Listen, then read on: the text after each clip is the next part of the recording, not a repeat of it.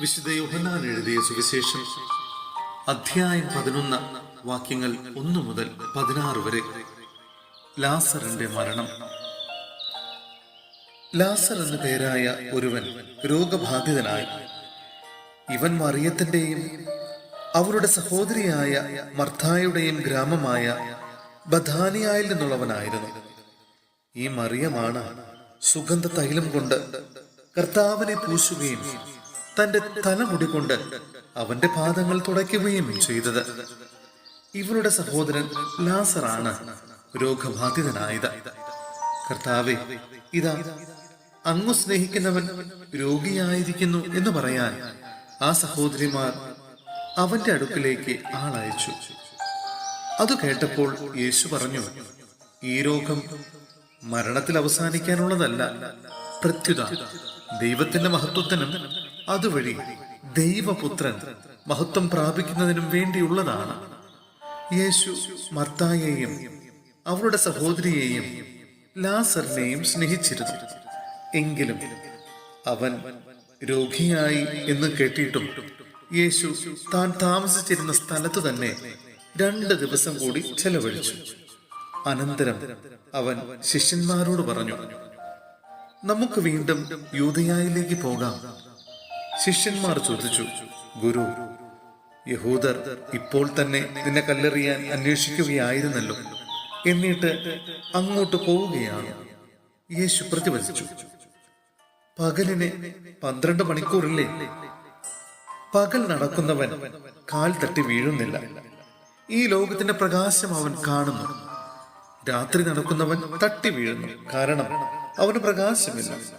അവൻ തുടർന്നു, നമ്മുടെ സ്നേഹിതനായ ലാസർ ഉറങ്ങുകയാണ്, അവനെ ഉണർത്താൻ ഞാൻ പോകുന്നു. ശിഷ്യന്മാർ പറഞ്ഞു, കർത്താവേ, ഉറങ്ങുകയാണെങ്കിൽ അവൻ സുഖം പ്രാപിക്കും. യേശു അവന്റെ മരണത്തെക്കുറിച്ചാണ് സംസാരിച്ചത്. എന്നാൽ നിദ്രയുടെ വിശ്രമത്തെക്കുറിച്ചാണ് അവൻ പറഞ്ഞതെന്ന് അവർ വിചാരിച്ചു. അപ്പോൾ യേശു വ്യക്തമായി അവരോട് പറഞ്ഞു, ലാസർ മരിച്ചുപോയി. നിങ്ങൾ വിശ്വസിക്കേണ്ടതിനെ ഞാൻ അവിടെ ഇല്ലാഞ്ഞതിൽ നിങ്ങളെ പ്രതി ഞാൻ സന്തോഷിക്കുന്നു. നമുക്ക് അവന്റെ അടുത്തേക്ക് പോകാം. ദിദിമോസ് എന്ന തോമസ് അപ്പോൾ മറ്റു ശിഷ്യന്മാരോട് പറഞ്ഞു, അവനോടൊപ്പം മരിക്കാൻ നമുക്കും പോകാം. സഹോദരരെ, വിശുദ്ധ പൗലോസ്ലീഹ ഫിലിപ്പിയായ സഭയ്ക്ക് എഴുതിയ ലേഖനം അധ്യായം 1 വാക്യങ്ങൾ 19 മുതൽ 26 വരെ. എനിക്ക് ജീവിതം ക്രിസ്തു.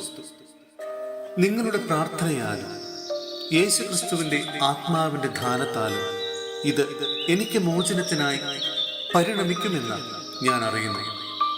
ആകയാൽ എനിക്കൊന്നിനും ലജ്ജിക്കേണ്ടി വരികയില്ലെന്നും, മറിച്ച് പൂർണ്ണ ധൈര്യത്തോടെ എപ്പോഴും എന്ന പോലെ ഇപ്പോഴും ക്രിസ്തു എന്റെ ശരീരത്തിൽ ജീവിതം വഴിയോ മരണം വഴിയോ മഹത്വപ്പെടണമെന്നും എനിക്ക് തീവ്രമായ ആഗ്രഹവും പ്രതീക്ഷയുമുണ്ട്. എനിക്ക് ജീവിതം ക്രിസ്തുവും മരണം നേട്ടവുമാണ്.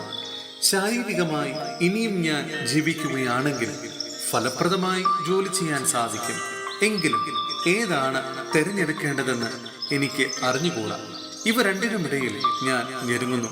എങ്കിലും എന്റെ ആഗ്രഹം മരിച്ച് ക്രിസ്തുവിനോടുകൂടെ ആയിരിക്കാനാണ്. കാരണം അതാണ് കൂടുതൽ ശ്രേഷ്ഠം. പക്ഷേ ഞാൻ ശരീരത്തിൽ തുടരുക നിങ്ങളെ സംബന്ധിച്ചിടത്തോളം കൂടുതൽ ആവശ്യമാണ്. നിങ്ങളുടെ അഭിവൃദ്ധിക്കും വിശ്വാസത്തിലുള്ള സന്തോഷത്തിനുമായി ഞാൻ തുടർന്ന് ജീവിക്കുമെന്നും നിങ്ങളെല്ലാവരുടെയും കൂടെ ആയിരിക്കുമെന്നും എനിക്കറിയാം. നിങ്ങളുടെ അടുത്തേക്കുള്ള എൻ്റെ തിരിച്ചുവരവ് യേശു ക്രിസ്തുവിൽ ഞാൻ മൂലമുള്ള നിങ്ങളുടെ അഭിമാനത്തെ വർദ്ധിപ്പിക്കും.